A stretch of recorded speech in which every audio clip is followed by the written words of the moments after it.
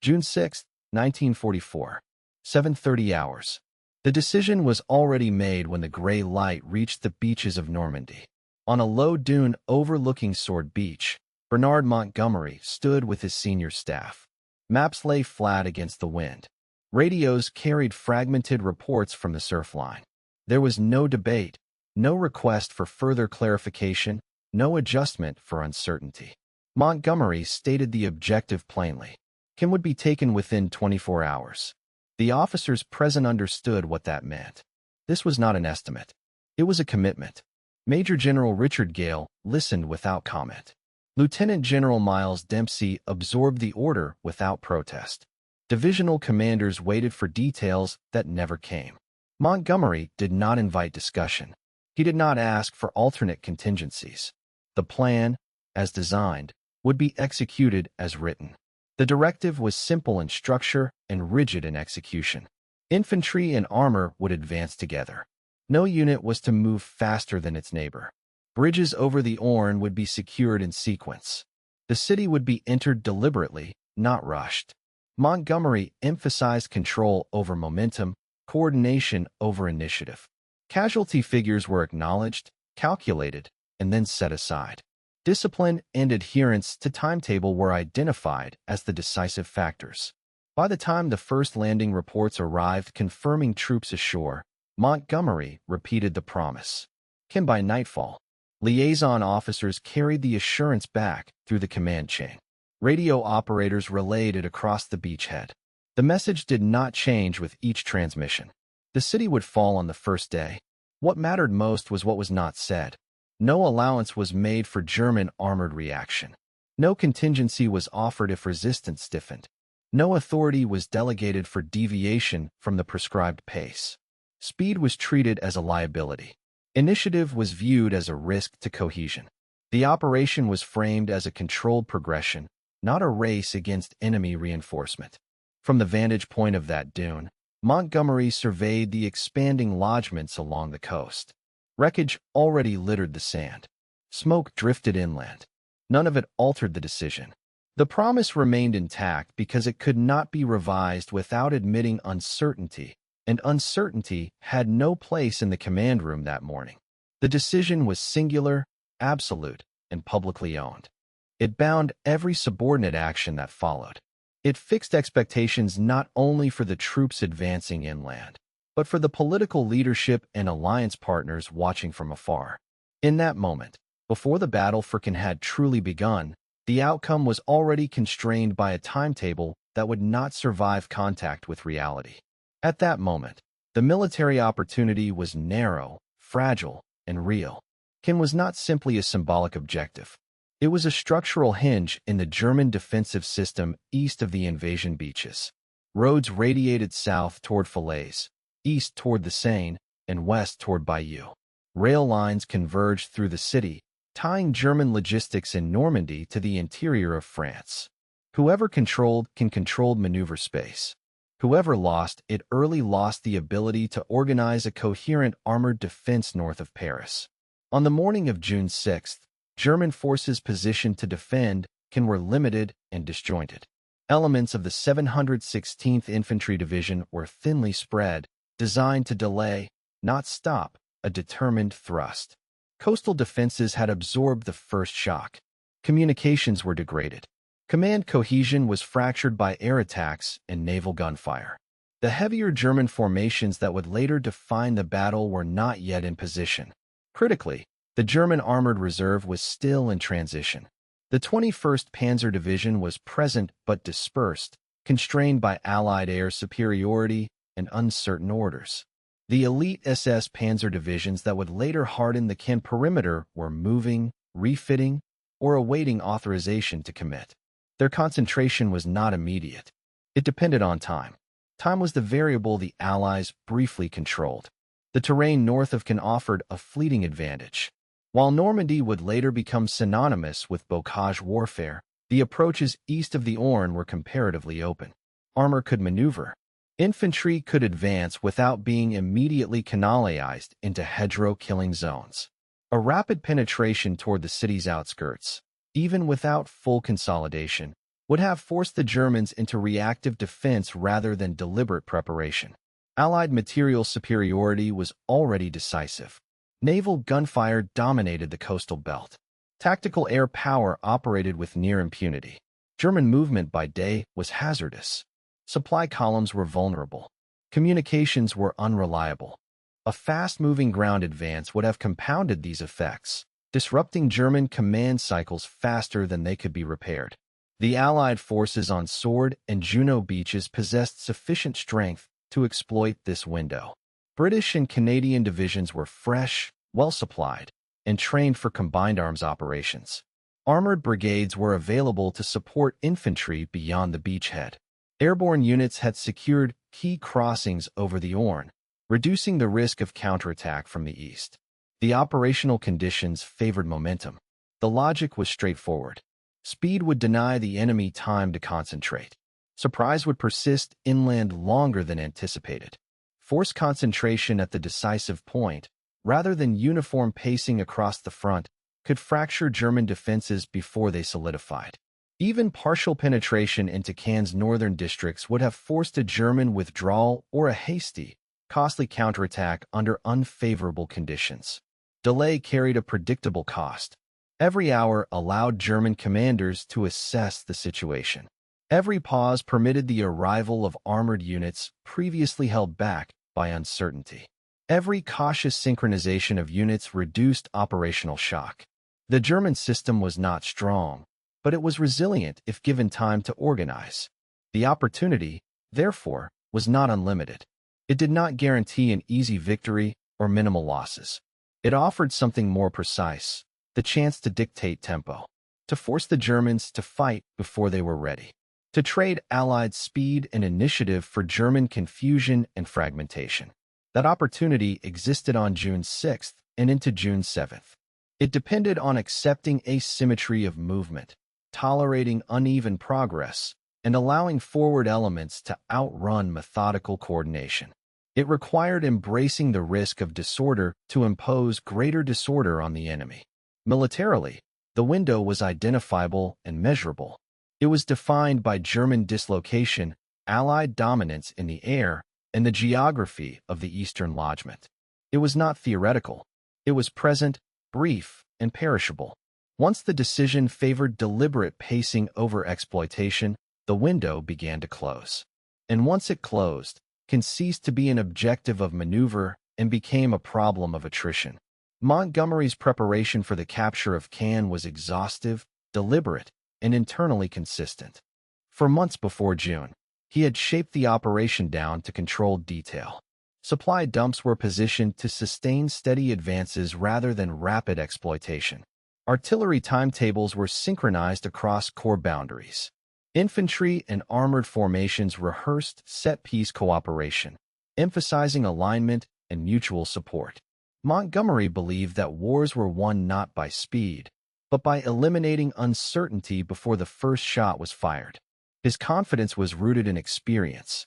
At El Alamein, methodical preparation had broken a capable enemy without improvisation. That success reinforced a conviction that careful planning could neutralize operational risk. In Normandy, Montgomery applied the same logic. The invasion was treated as a sequence of controlled phases rather than a fluid contest for momentum. Intelligence assessments crossed his desk daily. Reconnaissance reports indicated German armor in movement. Signals intercepts suggested that SS panzer formations were being reconstituted behind the front. Aerial photography showed activity east and south of Caen that implied imminent reinforcement. These reports were acknowledged, cataloged, and incorporated into planning assumptions that emphasized containment rather than preemption. Montgomery's solution was cohesion. Units were not to advance beyond their neighbors. Armor was to remain close to infantry. Artillery was to precede movement, not follow it. He believed that disorder, even in success, would expose Allied forces to counterattack and unnecessary casualties. To him, speed without control was recklessness. He prepared for resistance, but of a predictable kind. His expectation was that German forces would respond in fragments, delayed by air interdiction and command disruption. The plan assumed that German reaction time would be slower than Allied coordination. It was a calculation based on structure rather than adaptability. Contingencies existed, but they all pointed inward. Reserves were positioned to stabilize setbacks, not to exploit breakthroughs. Fallback lines were identified to preserve cohesion if progress slowed. Communications networks were reinforced to maintain central oversight as units moved inland. The emphasis was on maintaining command visibility at every stage. Subordinate commanders were briefed repeatedly on the importance of adherence. Initiative was framed as deviation. Speed was acceptable only if it remained synchronized. Montgomery's authority was unmistakable. His certainty set the tone. Questions were interpreted as lack of confidence rather than professional caution. The preparation was not careless. It was thorough, disciplined, and logically constructed. It reflected a commander who believed that war could be shaped into a predictable process if variables were controlled tightly enough. What it did not account for was an enemy capable of reacting faster than the plan allowed, or an opportunity that required disorder to be decisive. Montgomery's credibility rested on preparation itself. He believed that having planned for everything meant nothing important had been missed. The possibility that the enemy might force an entirely different kind of fight was acknowledged intellectually, but discounted operationally. In that gap between foresight and flexibility, the conditions for failure were already forming, even as the plan appeared complete. The overrule did not arrive as a single order. It existed as a structure that made correction impossible. By the morning of June 6th, Montgomery's authority extended far beyond the tactical sphere. He was not merely a field commander executing Allied strategy. He was Britain's military symbol, publicly framed as the architect of victory in Europe. His standing was inseparable from national prestige, and that status shaped how every superior interacted with him. At the top of the Allied command sat Dwight Eisenhower, nominally supreme, practically constrained. His authority rested on coalition management rather than unilateral control. Any decisive intervention against Montgomery would not have been a military act alone. It would have been a political confrontation with Winston Churchill, the British cabinet, and the British public. That confrontation carried risks Eisenhower was not empowered to accept. Churchill had invested heavily in Montgomery. After years of British setbacks, Montgomery represented restored competence. He was proof that Britain still mattered militarily, not just diplomatically. Undermining him during the largest operation of the war would have reverberated far beyond Normandy. It would have suggested that Britain's most celebrated commander had misjudged the decisive moment. Churchill could not afford that implication, and Eisenhower knew it. The alliance structure reinforced this paralysis. Strategic decisions were filtered through combined staffs, where consensus mattered more than speed. Objections became discussions. Discussions became delays. By the time concerns crystallized, they were already overtaken by events on the ground. Montgomery's plan, once launched, became self-protecting through inertia. American commanders recognized the problem quickly. Reports from the British sector showed stalled advances and stiffening resistance. Requests for acceleration were raised through channels, not shouted across maps. Bradley and others understood that pushing too hard risked appearing to challenge British leadership at the worst possible time. Alliance unity was treated as an operational objective in itself. Montgomery exploited this environment without overt defiance. He framed his decisions as caution in the service of Allied lives. Any suggestion of greater speed could be portrayed as recklessness. Any pressure to deviate from plan could be dismissed as impatience. He did not need to argue loudly. His position made argument unnecessary. Public messaging further insulated him. Montgomery had promised results, and that promise was now visible to press and public alike. Revising objectives would not simply adjust tactics. It would admit miscalculation. The institutional instinct was to protect the narrative, not correct it. The plan became something that had to be justified, not reconsidered. Within his own headquarters, dissent carried consequences. Officers who emphasized German armored movements or urged more aggressive exploitation were categorized as pessimistic. Their concerns were not falsified. They were deprioritized. The system rewarded alignment, not contradiction. Information flowed upward selectively, shaped to reinforce existing assumptions. This was not unique to Normandy. It was consistent with a pattern that would repeat later in the war. Intelligence that conflicted with Montgomery's vision was treated as noise. Confidence was equated with leadership. Doubt was framed as weakness. The institutional culture around him reinforced those equations. Eisenhower's role became one of accommodation rather than direction. He urged cooperation, balance, and patience. He avoided direct confrontation. His calculations were rational within the constraints he faced.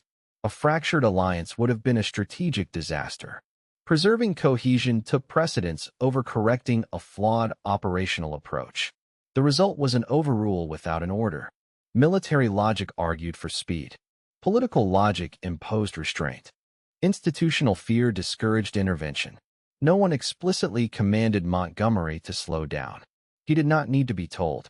The structure ensured that his instincts would prevail. By the time the consequences became undeniable, they were irreversible. German reinforcements had arrived. Defensive lines had solidified. The opportunity that required boldness no longer existed.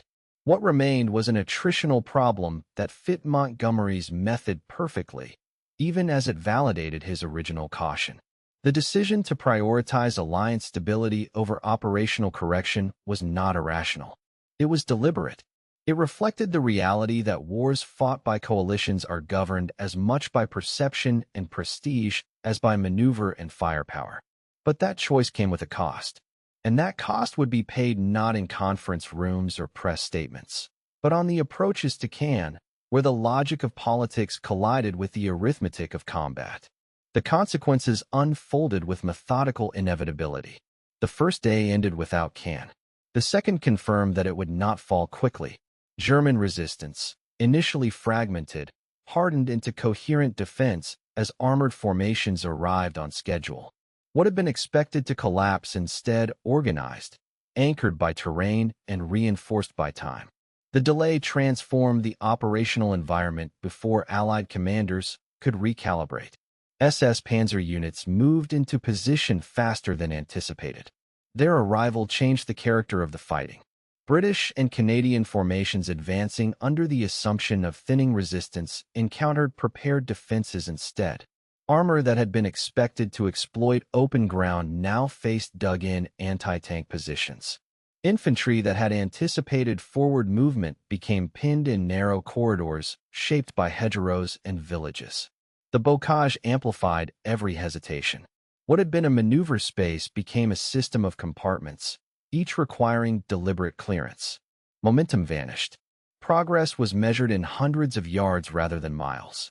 Each advance exposed units to concentrated fire without the compensating advantage of surprise. The synchronization Montgomery had demanded now worked against his forces, ensuring that delays in one sector stalled all others. Casualty figures climbed steadily. Infantry bore the brunt, advancing repeatedly into prepared killing zones. Armor losses mounted as tanks were forced to support frontal assaults rather than exploit breakthroughs. Artillery and air power reduced villages to rubble, but destruction did not equate to control. German defenders withdrew from ruins only to reappear on the next line, buying time at the cost of ground. The battle for Caen became cumulative rather than decisive. Operations were renamed, reorganized, and repeated. Each promised progress.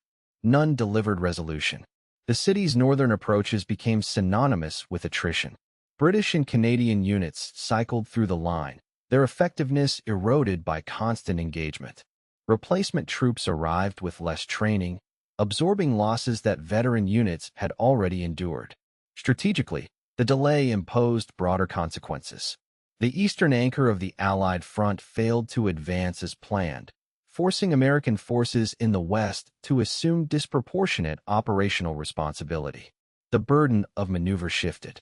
While British and Canadian units fixed German armor around Caen, American formations faced the task of breaking out elsewhere under increasing pressure.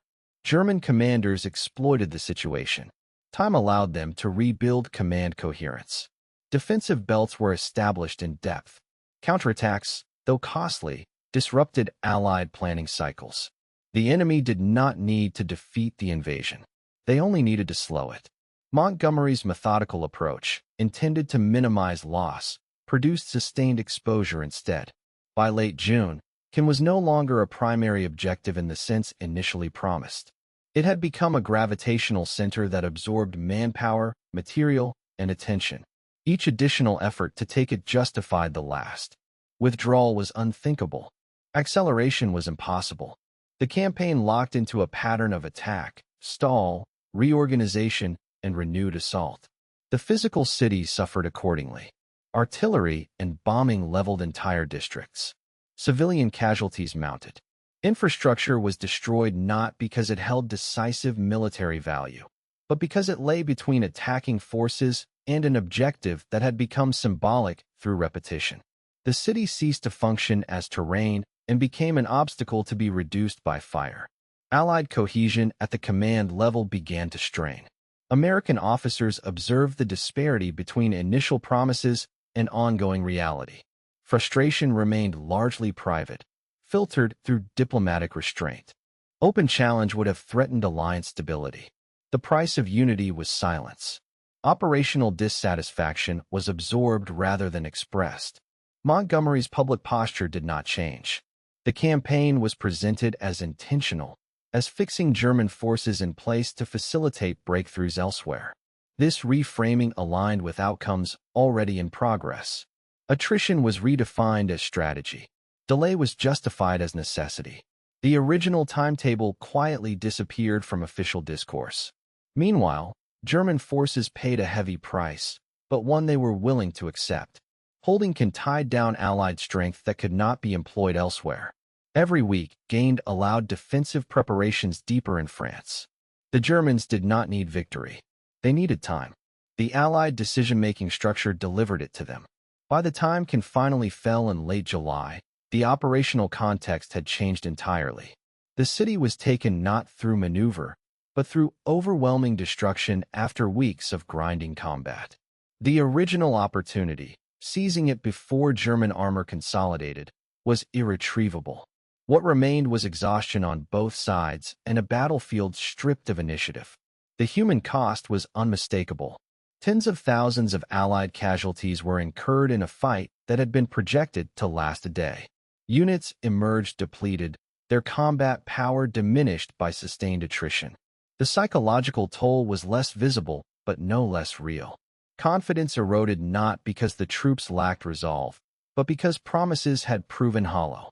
The consequence extended beyond Caen itself. The tempo of the Normandy campaign was altered. Breakout operations had to compensate for time lost. Logistics were strained by prolonged engagement. Command relationships were quietly reshaped by accumulated frustration. None of this produced immediate rupture. It produced inertia. What began as a decision framed by certainty ended as a campaign defined by inevitability.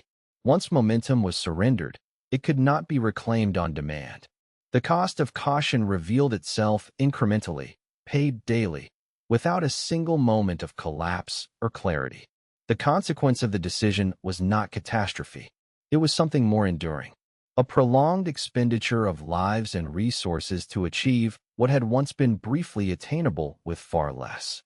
The battlefield did not punish arrogance in a single blow. It exacted payment slowly, until the original choice could no longer be separated from its effects. The post-war record removed any remaining ambiguity. Operational reports compiled after the campaign made clear that the original projection for Caen had no empirical foundation. Unit war diaries, after-action summaries, and intelligence assessments converged on the same conclusion. German armored reinforcements arrived within the window that a rapid Allied advance might have denied them. Once in place, those forces fundamentally altered the balance around the city. British and Canadian casualty records showed sustained losses well beyond initial estimates. The prolonged engagement consumed infantry at a rate that required repeated rotation and reconstitution. Armor losses were likewise higher than anticipated, not because of reckless employment, but because tanks were committed to frontal roles that negated their intended purpose. The documents do not dramatize these losses. They enumerate them. German sources, interrogated and translated in the years following the war, corroborated Allied findings.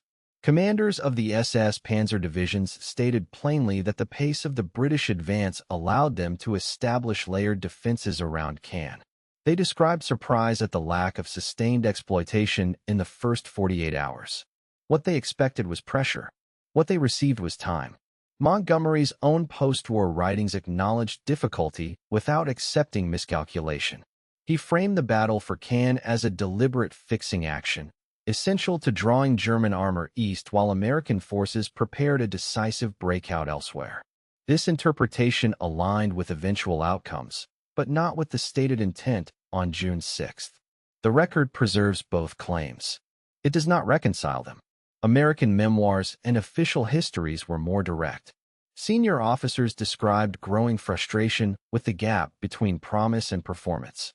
Correspondence within Allied headquarters reveals repeated efforts to accelerate operations around Caen, tempered by awareness that overt confrontation would jeopardize alliance cohesion. These communications were professional in tone and restrained in language, but their meaning was clear. Declassified messages between Eisenhower and his subordinates show a commander attempting to manage consequences rather than correct causes. Eisenhower urged patience publicly while expressing concern privately. He did not move to relieve Montgomery. He did not impose structural change. The political calculus that constrained him in June remained operative after the fact. Strategic assessments produced after the war treated Caen as a case study in command philosophy. Analysts noted that Montgomery's preference for control produced predictability. Predictability reduced risk, but also limited opportunity. Where the enemy was disorganized, caution allowed recovery. Where speed might have unbalanced defenses, synchronization restored them. The broader Normandy campaign absorbed the effects.